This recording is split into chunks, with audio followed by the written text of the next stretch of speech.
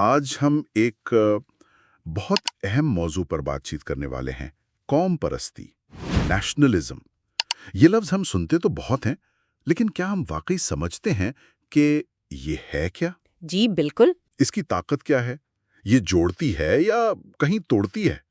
اور آج کل 21ویں صدی میں اس کی کیا شکلیں ہیں؟ ہاں، یہ بہت اہم سوالات ہیں۔ ہمارے پاس سوشیالوجی کے کچھ نوٹس ہیں، سبق نمبر 27، خاص طور پر موضوع 102 سے 105 تک۔ یہ ہماری مدد کریں گے اس موضوع کو سمجھنے میں۔ تو آئیے ذرا گہرائی میں اترتے ہیں۔ ضرور۔ قوم پرستی کوئی آپ کے نے سیدھا سادھا تصور نہیں ہے، یہ ایک بہت طاقتور لہر ہے۔ تاریخ میں دیکھیں تو اس نے سلطنتیں بنائی بھی ہیں اور توڑی بھی ہیں۔ صحیح۔ اور آج بھی دنیا بھر میں اور ہمارے اپنے خطے میں بھی یہ سماجی اور سیاسی تبدیلیوں کے پیچھے ایک بڑی وجہ ہے۔ تو ہم ان نوٹس کی مدد سے یہ سمجھنے کی کوشش کریں گے کہ سوشیالوجی کے ماہرین اسے کیسے دیکھتے ہیں۔ اور یہ بھی کہ آج کل اسے کن نئے چیلنجز کا سامنا ہے۔ جی بالکل۔ اور خاص طور پر پاکستان جیسے ملک میں جہاں اتنی رنگا رنگی ہے، وہاں اس کے کیا معنی ہیں، کیا اثرات ہیں۔ ٹھیک ہے، تو شروع کرتے ہیں موضوع 102 سے۔ سماجیات قوم پرستی کے بارے میں کیا کہتی ہے؟ نوٹس میں ایک بنیادی بات یہ ہے کہ قوم پرستی عام طور پر لوگوں کو اکٹھا کر سکتی ہے، متحرک کر سکتی ہے اور سیاسی ترقی میں مدد دے سکتی ہے۔ جی، یہ اس کا ایک مثبت پہلو ہو سکتا ہے۔ لیکن فوراً ہی یہ بھی کہا گیا ہے کہ اس کی کئی قسمیں ہیں۔ ایک خاص فرق بتایا گیا ہے نسلی قوم پرستی یعنی ایتھنک نیشنلزم اور شہری قوم پرستی یعنی سیوک نیشنلزم میں۔ ہاں، یہ فرق بہت اہم ہے۔ نسلی قوم پرستی کے بارے میں لکھا ہے کہ یہ اکثر اجتماعیت پسند ہوتی ہے، مطلب گروہی شناخت، نسل، زبان، وراثت، ان چیزوں پر زیادہ زور۔ اور یہ باہر سمجھے جانے والے گروہوں کو ریاست سے، پالیسی سے الگ کر سکتی ہے۔ بالکل۔ گرین فیلڈ اور ایسٹ ووڈ نے بھی یہی بات کی ہے کہ یہ دونوں قسمیں یعنی نسلی اور شہری مختلف قسم کی قوموں کو جنم دیتی ہیں۔ نسلی قوم پرستی میں ہم اور وہ کی تفریق بہت واضح ہوتی ہے، اور یہ بعض اوقات ظاہرہ مسائل کا باعث بنتی ہے۔ جی ہاں۔ اس کے مقابلے میں شہری قوم پرستی جو ہے وہ مشترکہ سیاسی اقدار، قوانین، ادارے ان پر زور دیتی ہے۔ مطلب سب شہری برابر ہیں، چاہے ان کا پس منظر کچھ بھی ہو۔ اچھا، ایک اور تصور بھی ہے نوٹس میں، درون ریاست انٹرا اسٹیٹ قوم پرستی۔ ہاں، اس کا مطلب ہے وہ قوم پرستی جس کی توجہ ملک کے اندرونی معاملات پر ہو، اپنی ہی آبادی پر۔ ٹھیک ہے، اور یہ بات بھی دلچسپ لگی کہ سیاسی سماجیات یعنی پولیٹیکل سوشیالوجی اس موضوع میں اتنی دلچسپی کیوں لیتی ہے؟ نوٹس میں ہے کہ یہ صرف سیاسی نعرہ نہیں، ثقافتی اور نفسیاتی معاملہ بھی ہے۔ آپ نے بالکل صحیح نقطہ پکڑا ہے۔ ڈوبرٹس کے حوالے سے یہی بات ہے کہ قوم پرستی اصل میں افراد کو ریاست کے سیاسی نظام سے جوڑتی ہے۔ جوڑتی ہے؟ کیسے؟ وہ ایسے کہ لوگوں میں ایک مشترکہ شناخت پیدا کرتی ہے، ایک ہم کا احساس، جیسے ریاست کوئی جیتی جاگتی چیز ہو جس سے لوگ جذباتی طور پر جڑ سکیں۔ اچھا۔ اسی لیے یہ سماجیات اور سیاسی علوم دونوں کے لیے بہت اہم ہے، کیونکہ یہ براہ راست اثر ڈالتی ہے کہ لوگ ریاست کو کیسے دیکھتے ہیں، اسے کتنا لگاؤ رکھتے ہیں، سیاست میں کیسے حصہ لیتے ہیں۔ یہ کسی بھی ریاست کی سیاسی ثقافت کا ایک آپ کہہ لیں بنیادی حصہ ہے۔ سمجھ گیا۔ تو یہ تو ہو گئی بنیادی باتیں اور سماجیات میں اس کی اہمیت۔ اب آتے ہیں 21ویں صدی پر۔ آج کل کے حالات، خاص طور پر عالمگیریات یعنی گلوبلائزیشن، وہ اس تصور کو کیسے بدل رہی ہے؟ جی، یہ آج کا بڑا سوال ہے۔ نوٹس میں ایک ذکر پین نیشنلزم کا بھی ہے، اگرچہ ساتھ ہی یہ بھی لکھا ہے کہ شاید یہ قوم پرستی کی ہی کوئی قسم ہو اور اس کی مثالیں اتنی واضح نہیں۔ ہاں، پین نیشنلزم کا تصور تھوڑا پیچیدہ سا ہے۔ عام طور پر یہ کسی بڑی نسلی یا ثقافتی اکائی کی بات کرتا ہے جو موجودہ ملکوں کی سرحدوں سے بھی بڑی ہو، جیسے ماضی میں پین عربزم کی ایک لہر تھی۔ اوہ، ٹھیک۔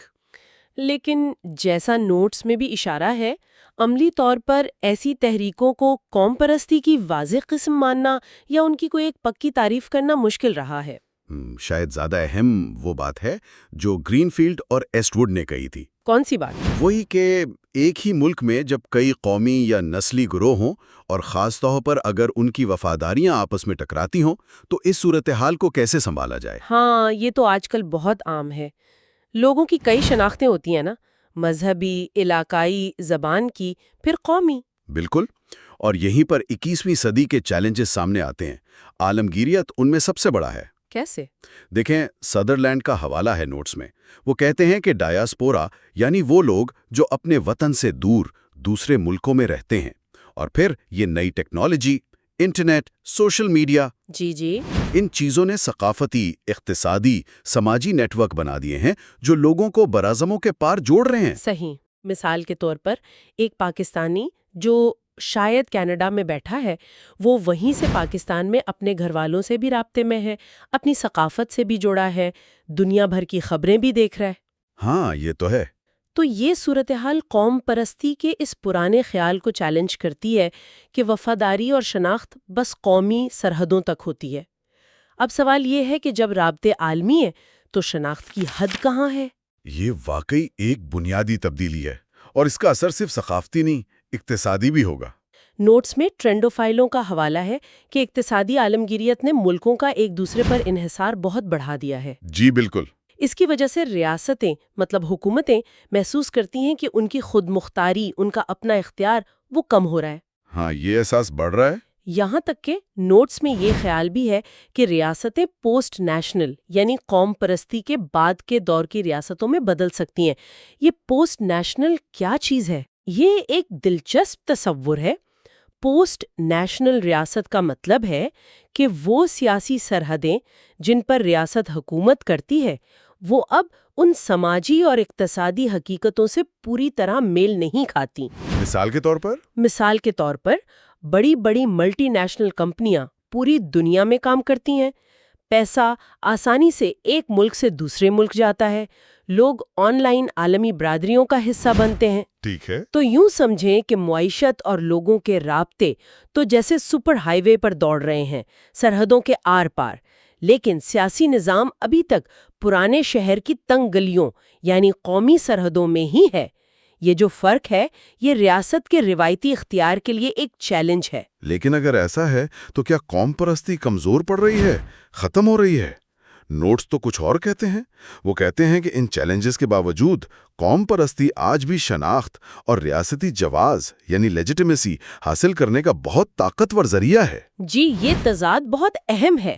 بلکہ ٹرینڈوفائلوں کے حوالے سے یہ بھی ہے کہ ہم دنیا بھر میں، خاص طور پر یورپ میں، قوم پرستی کی ایک نئی لہر دیکھ رہے ہیں، اور یہ لہر اکثر کافی جارحانہ، آبائی یعنی نیٹوسٹ اور عوامیت پسند قسم کی ہے۔ بالکل صحیح۔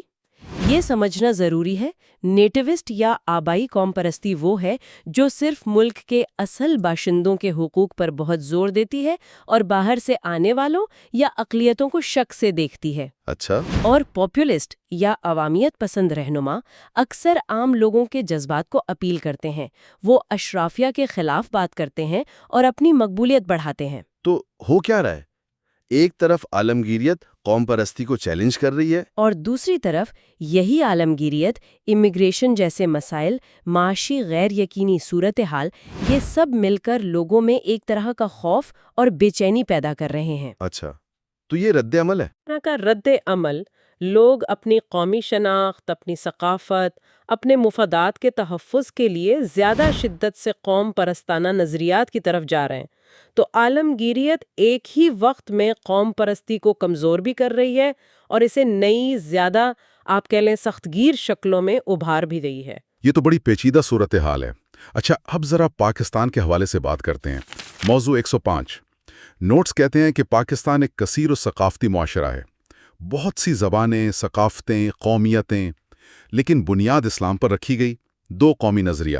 جی، لیکن نوٹس میں یہ بھی لکھا ہے کہ اسلام کی مشترکہ شناخت کے باوجود ایک واحد، متحد پاکستانی قوم کا احساس شاید اتنا مضبوط نہیں ہو سکا، کیونکہ ملک کے اندر زبان، ثقافت، قبیلہ، ذات، اس بنیاد پر بہت فرق ہے۔ یہ پاکستان کی ایک بنیادی حقیقت ہے۔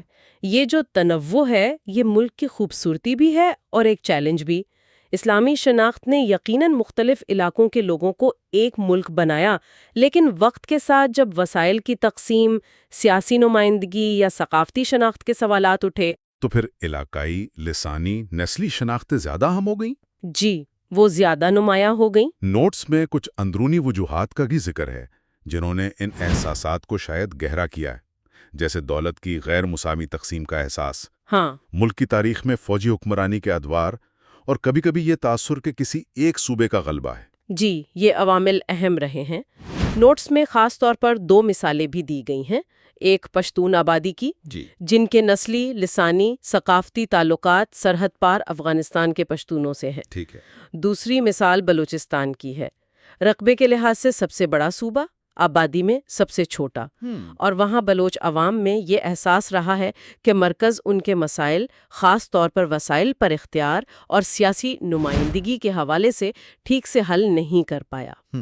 یہ صرف مثالیں ہیں، لیکن یہ اس پیچیدگی کو ظاہر کرتی ہیں جہاں قومی شناخت کے ساتھ ساتھ مضبوط ذیلی قومی یعنی سب نیشنل شناختیں بھی موجود ہیں۔ تو کیا ہم یہ کہہ سکتے ہیں، جیسا کہ نوٹس کا خلاصہ لگتا ہے، کہ پاکستان میں نسلی اور لسانی بنیادوں پر جو قوم پرستیاں ہیں وہ ملک کی سیاسی ترقی اور استحکام کے لیے ایک مسلسل چیلنج رہی ہیں؟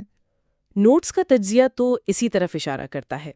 جب مختلف نسلی، لسانی یا علاقائی گروہ محسوس کرتے ہیں کہ ان کے ساتھ برابری نہیں ہو رہی، ان کے حقوق نظر انداز ہو رہے ہیں یا ان کی الگ شناخت کو قومی دھارے میں صحیح جگہ نہیں مل رہی، تو پھر وہ اپنے گروہی مفادات کے لیے زیادہ زور لگاتے ہیں۔ جی، تو ان میں اپنے گروہی مفادات کے تحفظ کے لیے مضبوط قوم پرستانہ جذبات پیدا ہو سکتے ہیں، اور یہ جذبات ظاہر ہے قومی یکجہتی کے لیے ایک چیلنج بن سکتے ہیں۔ پاکستان کی تاریخ میں ایسا ہوتا رہا ہے۔ یہ ایک مسلسل کشمکش ہے، ایک طرف مشترکہ پاکستانی شناخت، دوسری طرف یہ متنوع علاقائی اور نسلی وفاداریاں۔ تو آج کی اس ساری بات چیت کا خلاصہ کیا بنتا ہے؟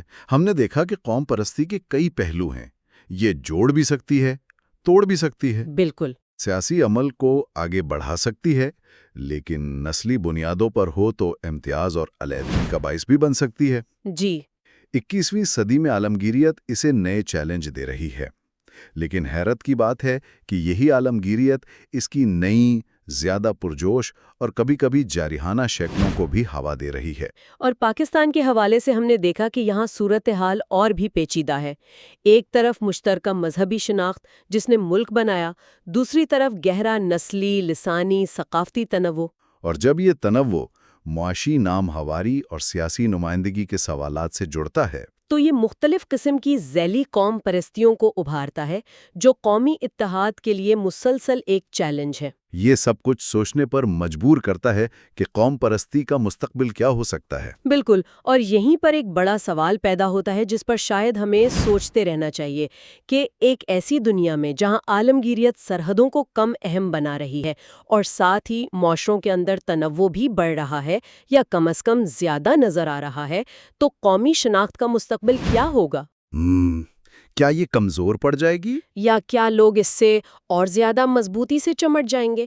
کیا ہم ایسی دنیا کی طرف جا رہے ہیں جہاں لوگوں کی کئی شناختیں ہوں گی، جیسے کوئی خود کو بے وقت سمجھیں، سندھی بھی کہے، پاکستانی بھی، مسلمان بھی، اور ایک عالمی شہری بھی، اور قومی شناخت ان میں سے بس ایک پہچان ہوگی؟ یا پھر یہ ہوگا کہ غیر یقینی صورتحال میں لوگ اپنی قومی شناخت کو ہی سب سے اہم سمجھیں گے؟ یہی سوال ہے۔ یہ نہ صرف عالمی سطح پر اہم ہے بلکہ پاکستان جیسے ملک کے لیے تو خاص طور پر، جہاں مختلف وفاداریاں اور شناختیں پہلے ہی موجود ہیں اور ایک دوسرے پر اثر انداز ہوتی رہتی ہیں۔ اس پر غور و فکر کی ضرورت ہے۔